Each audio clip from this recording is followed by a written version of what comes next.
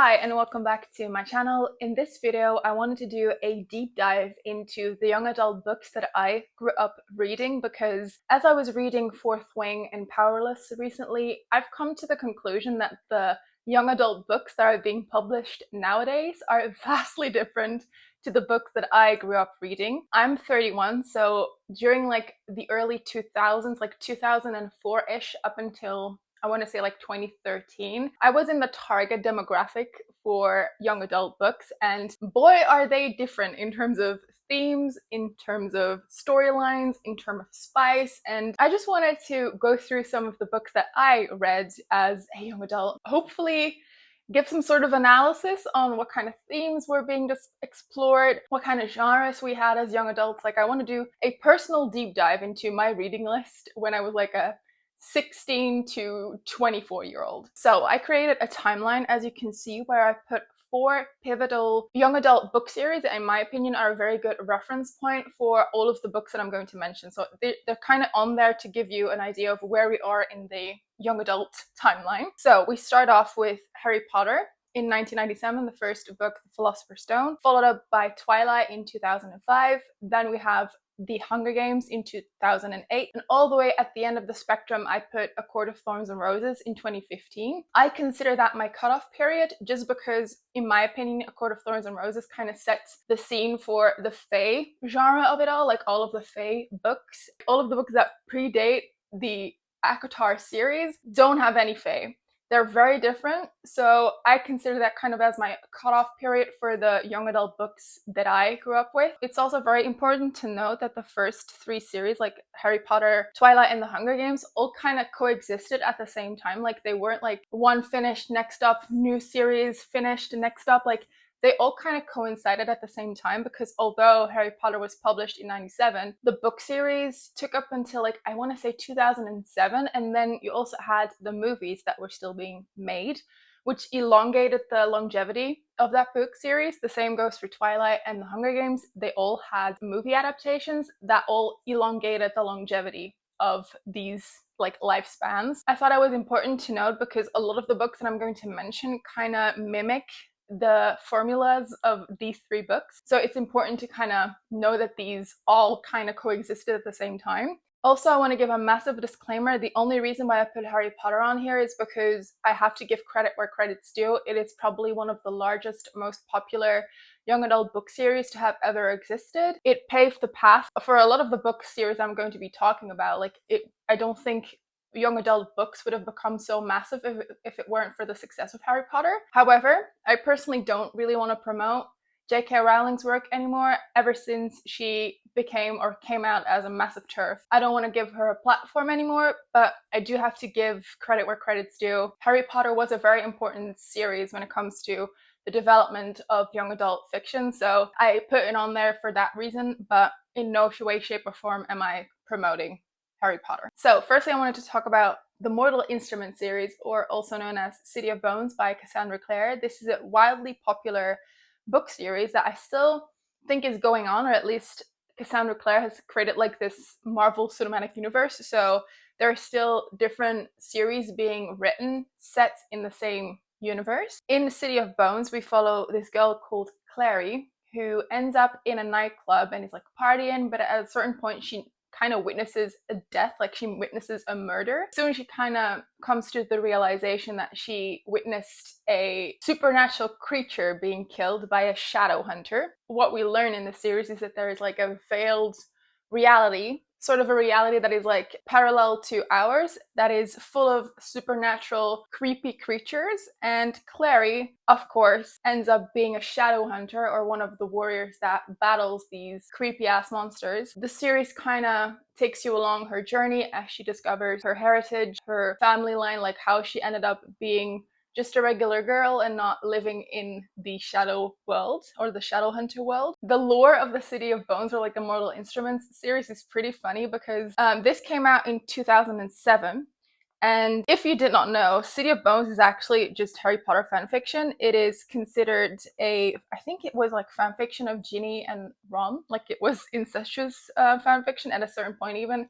They allude to this because the main character ends up thinking that her love interest is actually her brother, so that's kind of like an entire plot point in the series. I think it also first published as fanfiction and then later on got a publishing deal. The City of Bones series came out in 2007 and was very, very popular, and I think it still has a very large following amongst the people that follow all of the different series. Like there's also the Infernal Devices, there's a lot of spin-off series too of certain characters in the stories. I read pretty much all of the City of Bones books up until I want to say like the 4th book. There's also a show of this. The first season is kind of meh, but it does get better, so if you're interested I would check it out. It is a lot less of a commitment than reading the entire series. The other spin-off series from the Mortal Instruments are better, so I would actually check out those. City of Bones had me in a chokehold when it came out. Yeah, it was a staple amongst the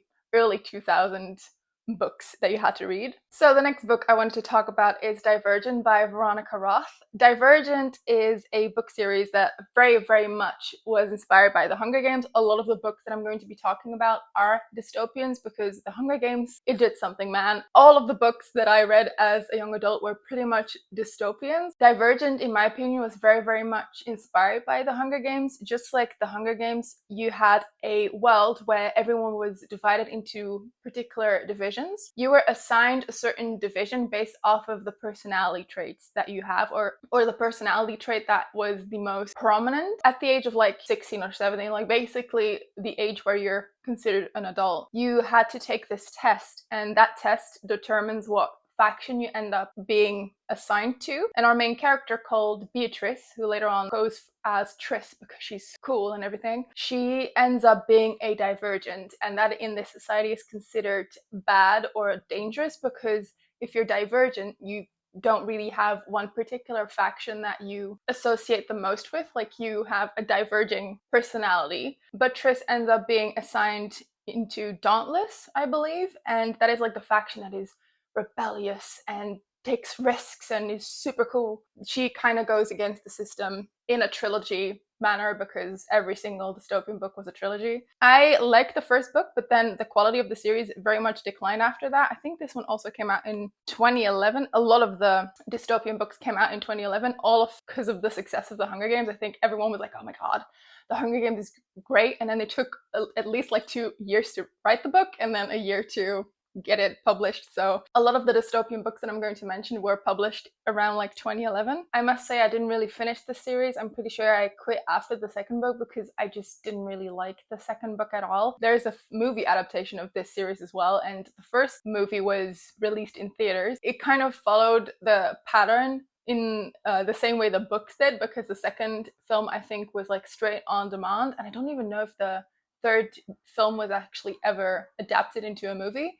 I'm sure it was, but like the only movie that actually came into theaters was the first one. It is a staple amongst the very, very populated dystopian book series at the time, so I had to mention Divergent. The next book I wanted to discuss is Delirium by Lauren Oliver, and my god, was I obsessed with this book series. I thought it was one of the best books I had ever read in my entire life. I was a very, very naive little girl. Delirium is a dystopian book series in which love is basically equated with a disease. Physical symptoms that you experience when you're in love and you have a crush. Your heart racing, you start to sweat, you start to blush, all of those things. They, in this world, kind of equated it to being sick and having a very serious illness. So being in love, and love was prohibited in this world, and obviously our main character falls in love with someone and has to battle the regime, start a rebellion to fight for who she loves. Like, so generic, but for some reason I thought that was amazing writing.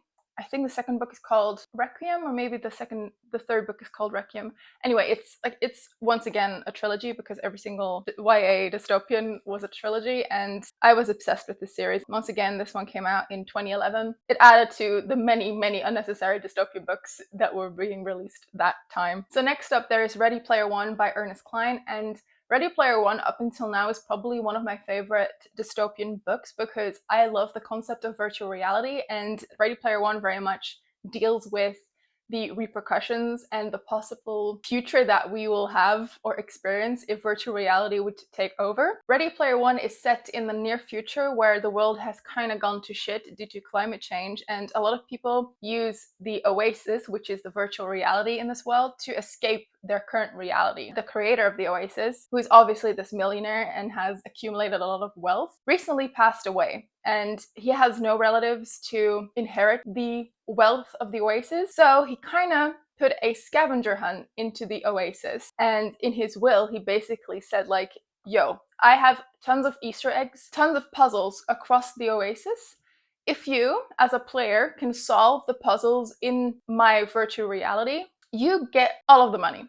You basically become the next CEO of the Oasis. And our main character, who's not very well off, he lives in the slums or the stacks in this world, is determined to get this money, this prize. And so we follow his quest to find all of the Easter eggs that are being hidden in the Oasis. Personally, I also really love Ready Player One because it's very much dealing with like gamer lingo and like MMOs and stuff like that. And I'm a huge gamer, so it's quite fun to read about that from a gamer's perspective, from someone who loves video games. It is a standalone, although I think 2 years ago a second book was released. It did not really have the exact same magic as the first one, but it is still worth a read if you have loved Ready Player One and want to dive back into that world. I still love Ready Player One and will keep recommending it to people. Next up, I wanted to highlight The Selection by Clare. This is probably the most unhinged dystopian book series on the market. Like, I don't remember much of what happens in this book series. All I remember is one, the main character is called America. Let that sink in. She's called America. And two, this is basically like a book series very similar to, once again, The Hunger Games, where everyone is being divided into different factions. They kind of choose their next princess by manner of The Bachelor. So this book series is basically like The Hunger Games meets The Bachelor. So what ends up happening is that every single faction sends out one candidate that is going to be representing their faction by manner of, I think it's truly like through like a reality TV show. You kind of select your next princess, so you kind of select who the crown prince is going to marry. It is such an unhinged concept. Was it by any means good writing? No, I remember this really was not written well, but it was entertaining.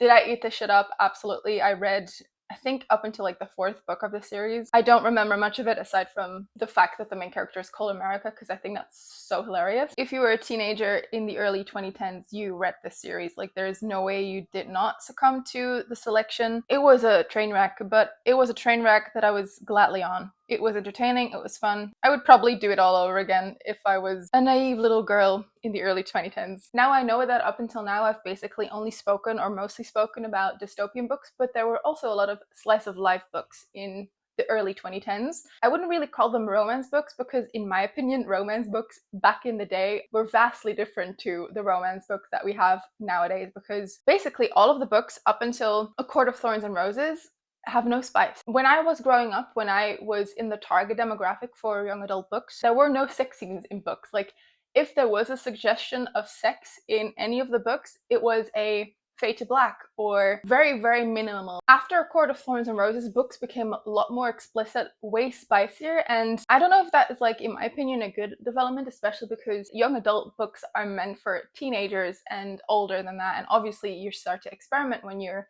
that age. But the way that some books nowadays have such explicit and almost unrealistic depictions of sex, I don't really think that is a good development for young adult books, in my opinion. All of the books that are on this timeline, aside from A Court of Thorns and Roses, don't have any sex in them. Now back to the book that I wanted to mention. Aristotle and Dante Discover the Secrets of the Universe is a very sweet, very mellow book about two young boys who discover their sexuality and discover their love for each other. So it is a queer storyline. In my opinion, very much like a precursor to the Heartstopper series. It has, in my opinion, a very similar vibe. It's just a really cute, really wholesome story, and I think it still holds up today. Like, you can still pick this book up and feel all of the feels. I think this one was released in 2012 as well, and yeah, still holds up, very cute, very wholesome, and I would still recommend it. Another book that was released in 2012 is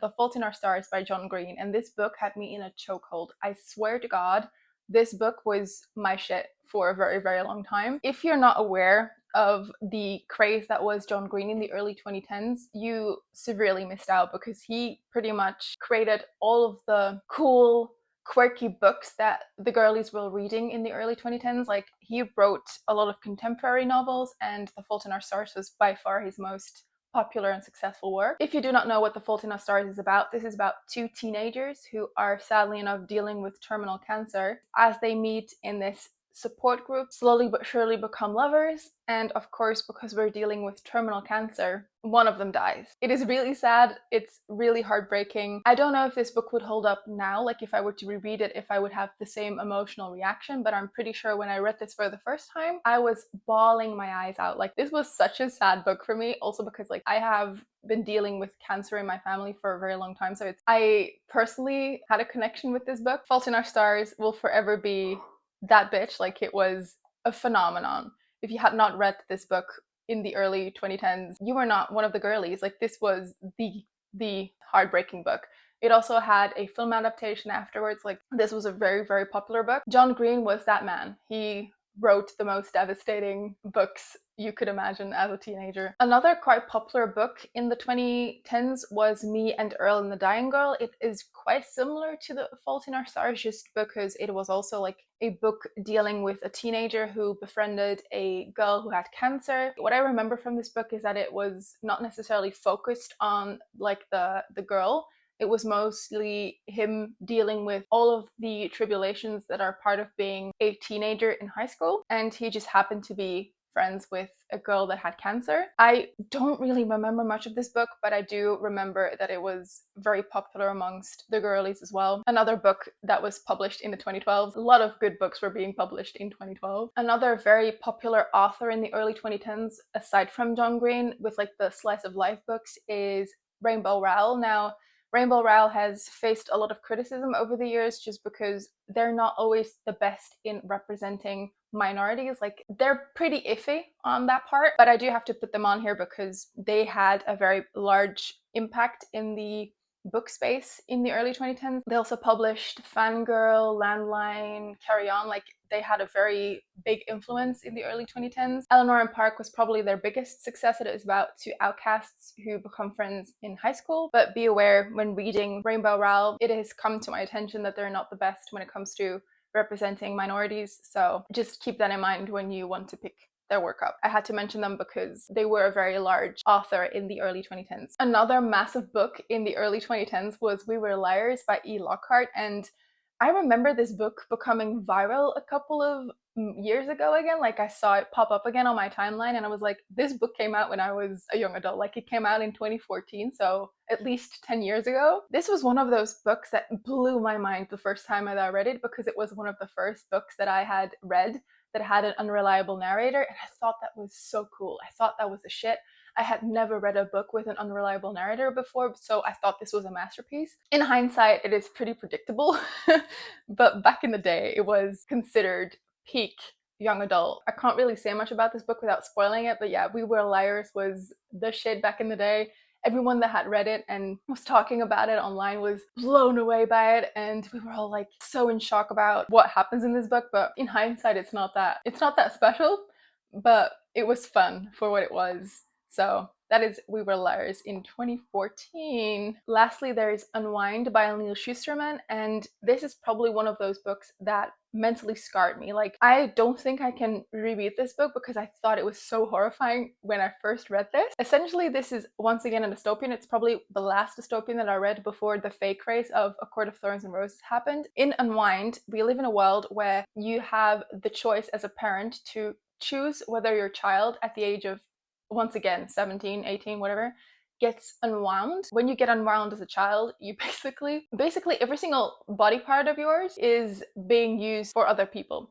So you basically become a donor for every, like, your entire body becomes a donor. So your eyes gets given to someone, your feet get given to someone, your tongue gets given to someone else, like you get completely unwound and you do not exist anymore as a person. You just are different body parts that are being donated to other people. Like, it's genuinely so creepy as a concept. By the way, the reason why people were being unwound in this universe is because a long time ago there was a civil war between the pro-lifers and the pro-choicers, and to kind of prevent abortions, essentially, they decided to start unwinding people, because in this world, unwinding is still considered being alive. Like, you're in a divided state, but if you were to combine all of the people with the donated body parts, you would still have a living entity, which is, it's so creepy. In that aspect, this book is quite relevant for the current times. Like, I when I was looking back on this book, I was like, oh, actually, this would be a very interesting book to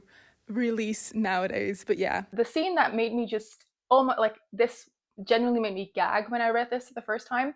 There's this one particular scene where one of the characters goes into the machine that unwinds people, and you read how slowly but surely they no longer exist. It's the weirdest thing to read. To this day, I cannot read Unwind. It gives me the creeps. It is a cool concept. Like, I don't think I've ever read a book like this, but it just gave me the creeps so much, and I don't think I can ever reread this book series. Yeah, that is Unwind by Neil Schusterman. I don't really know if I can recommend this book because I genuinely cannot. It also was published in the year of 2015, so the last dystopian book before the ACOTAR craze started. So yeah, here we are. This is basically everything that I was reading when I was a young adult. The main takeaways of like the differences between the current young adult publishing industry versus back then is: one, no spice. It was very tame. Basically all of them were fade to black. Like, there was not an inch of skin being narrated in any of these books. And two, one of the things that I've noticed is that the majority of these books are low fantasy, in the sense that